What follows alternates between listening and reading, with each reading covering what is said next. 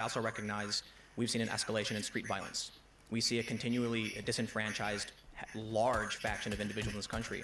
We then see only one of those factions banned. We then see a massive multinational billion-dollar corporation with private foreign investors, and it looks to me like if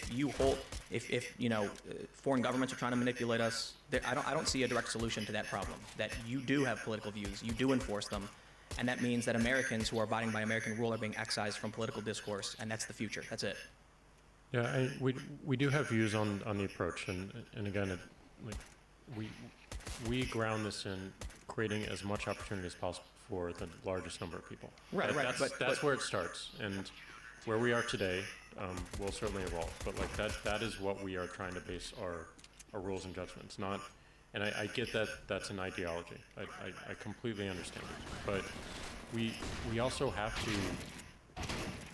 to be free to experiment with solutions and experiment with evolving policy and putting something out there that might look right at the time and evolving. I'm not saying this is it, but like we look to research, we look to our experience and data on the platform, and we make a call. And if we get it wrong, we're going to admit it, and we're going to evolve it. But I guess, do you understand my point? I understand the point. That there are American citizens abiding by the law who have a right to speak and be involved in public discourse that you have decided aren't allowed to.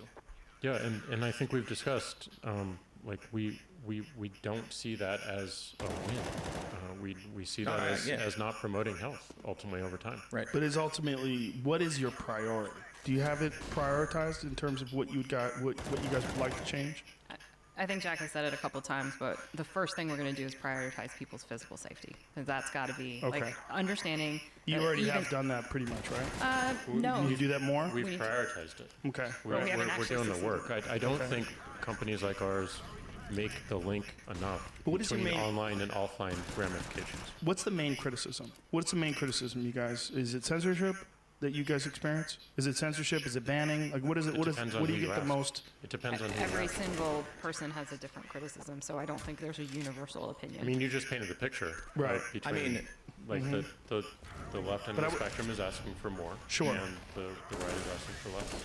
That's very simplified just for this country, but at a high level, yeah, that's consistent. I mean, my opinion would be, as much as I don't like a lot of what people say about what they do, the rules you've enforced on Twitter have done nothing to stop harassment towards me or anyone else.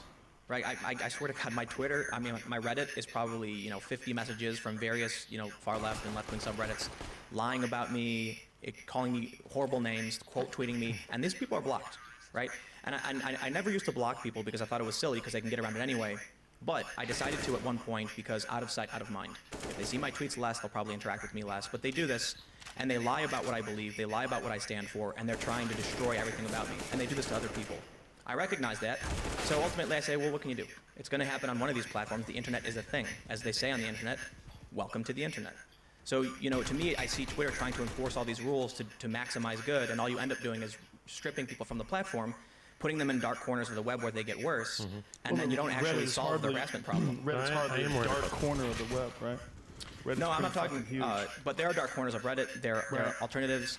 I mean, the internet isn't going to go away, and people have found alternatives. And here's the other thing that's really disconcerting. We can see a trend among all these different